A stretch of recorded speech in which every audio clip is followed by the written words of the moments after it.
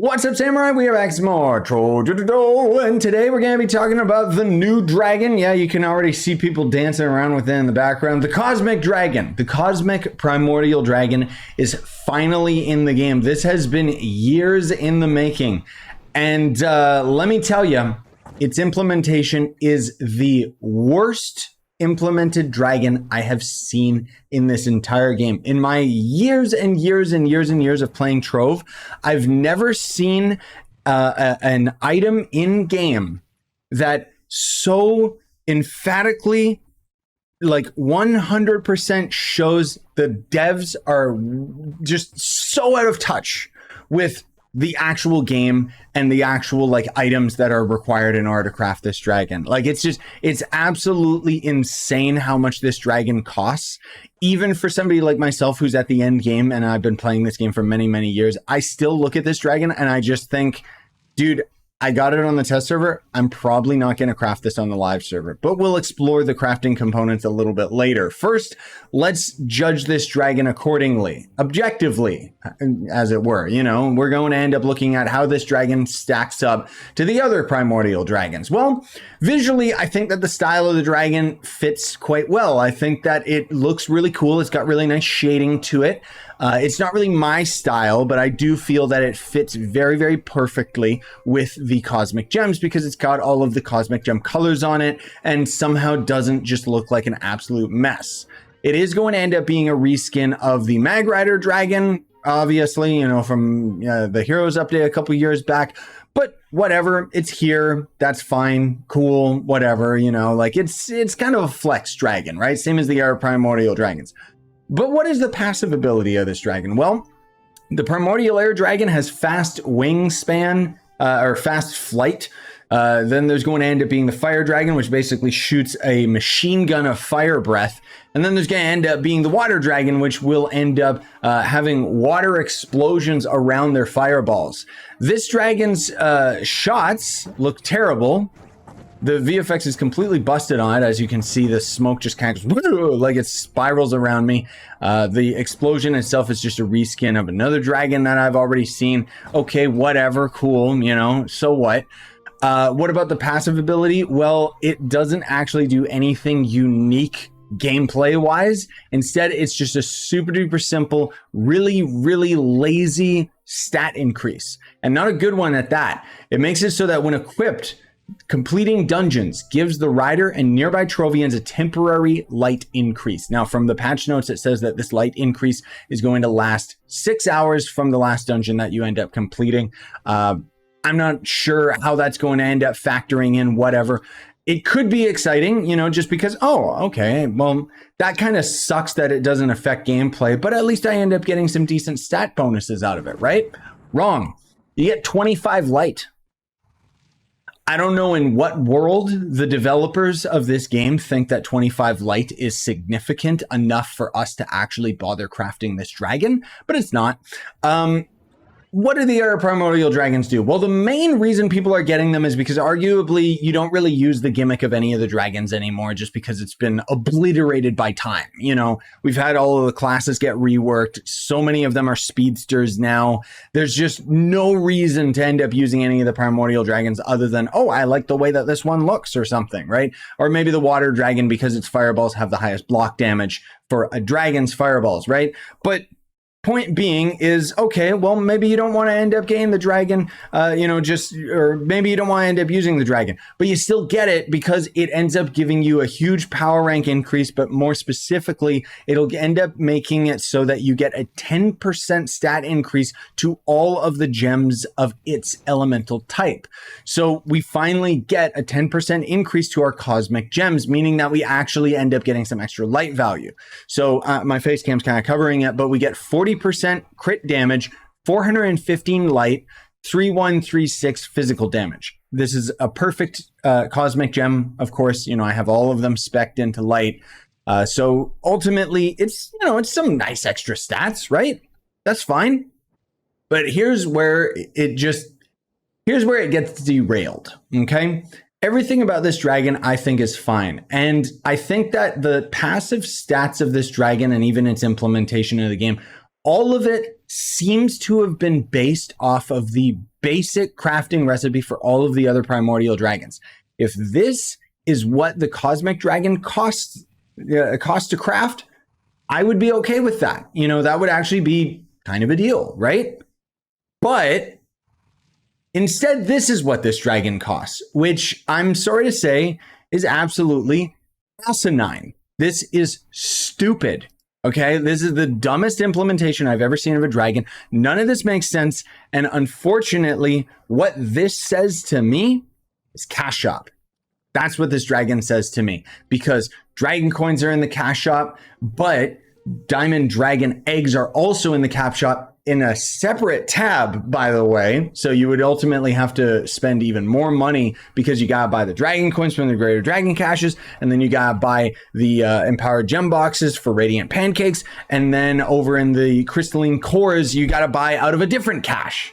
So 3 different aspects of this dragon can be completely pay to win, but they're all segregated. They're all separate from each other. It's not like you can just spend a set amount of money on one thing. And then on top of that, a lot of the items for this dragon are also RNG. They're going to end up being random box drops.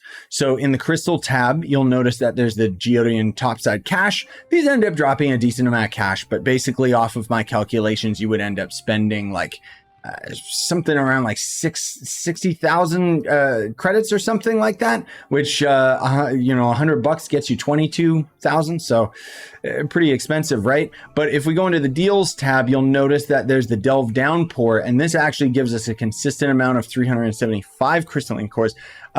If you were just buying this pack, you would have to spend around $120 on credits in order to just get the crystalline cores. But at the least, you're still getting nitro glitter and a bunch of other resources that are kind of useless and dated at this point.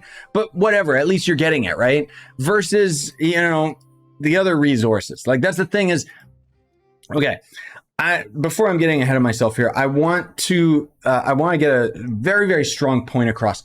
I'm okay with this dragon. I just think that it was implemented in the worst way possible. We have seen pay to win dragons in the past, and arguably all of them are pay to win. I'm not against pay to win. What I'm against is the game either deliberately wasting my time. If you're free to play, you can't get this dragon. It's just going to take way too long and is not worth the time investment.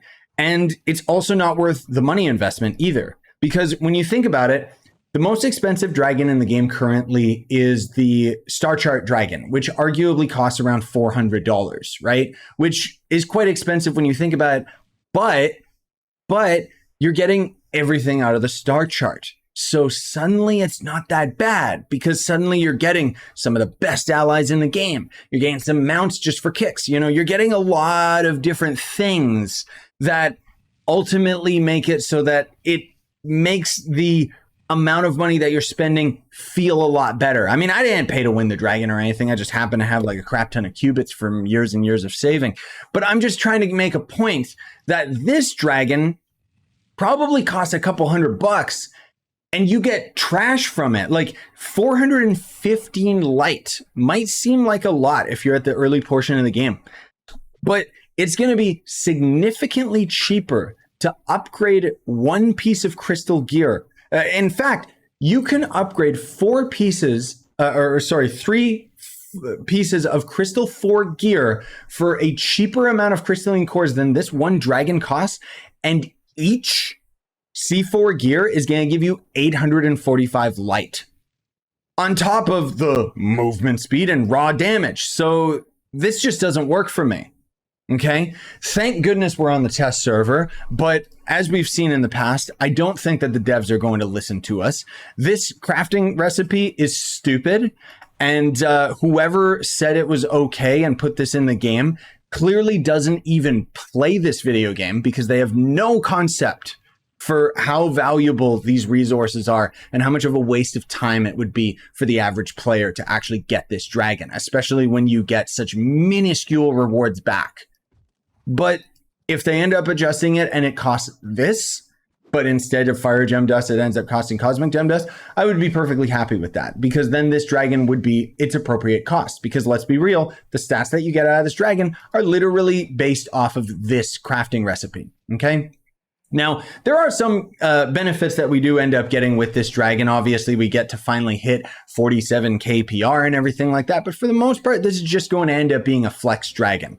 And as I mentioned previously, honestly, I don't think I'm going to bother crafting this dragon when it comes to live servers. I will be able to afford it, but am I going to craft it? Probably not, just because the sheer amount of resources that it costs. Most of all, it's the crystalline cores that gets me, because crystalline cores are an extremely valuable item that are used in a lot of other aspects of the game.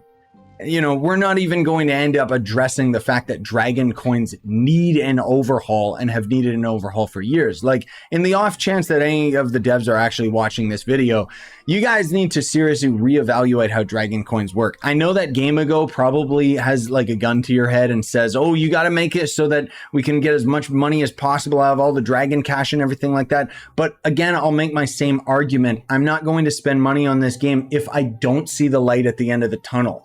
And that's kind of where dragons are right now. Let's be real, because each of these dragons cost 300 dragon coins, some of them even more so than that. And as a free to play, it's impossible to get that amount of dragon coins and even get all of the dragons. And even cash shop pay to win, trying to get all of the dragons, is just ungodly expensive for, again, the bare minimum of return on your investment. Like, when I think about spending money on this game now, because I've already spent so much money on this game and I've been playing this game for so many years, I try to think of it as, okay, so you can either spend money, which is literally taking your real life time because of the amount of work that you've done, you know, at your job or whatever, or if you're free to play, you're basically putting in the same amount of work as if you were doing a real job to get the in-game item for free, right? And I mean, there's going to end up being some disagreements in the comments. I think there's going to be some psychos that are going to say like, oh, this, you know, this isn't that bad. But 240 days, that's how much it costs. That's how much time it takes for a free-to-play player to get the crystalline core, or the diamond dragon eggs, just based off the daily dragonite and everything like that. The crystalline cores aren't time gated. They're the only resource that isn't. That's another big thing that I want to point out, is that for a free to play or someone that's not spending money, diamond dragon eggs and dragon coins are time gated because they're having power gem boxes and daily qubits and stuff like that. But anyways, what do you guys think about it? I again am not criticizing the dragon itself. Just the way it's implemented, and more specifically its crafting components, I think are absolutely stupid and need to be refined before this goes live. Hopefully the devs actually will do that. But otherwise, yeah, there still is a lot to love about this update. I'm going to have another video that's going to talk about Fluxian's inventory, because it's significantly better than it was when I first tested it on the test server. A lot of that stuff you can see right now in my live stream from the other day. But today we're focusing on the dragon itself. And when this dragon ends up going live, of course, we'll end up having another video talking about just that, the dragon going live, and compare it more, more earnestly against the other primordial dragons. But that's my 2 cents towards it. Smash the like stuff for more. Buy the merch if you want to support the channel. Have a great day. Sign on, stay epic, everybody.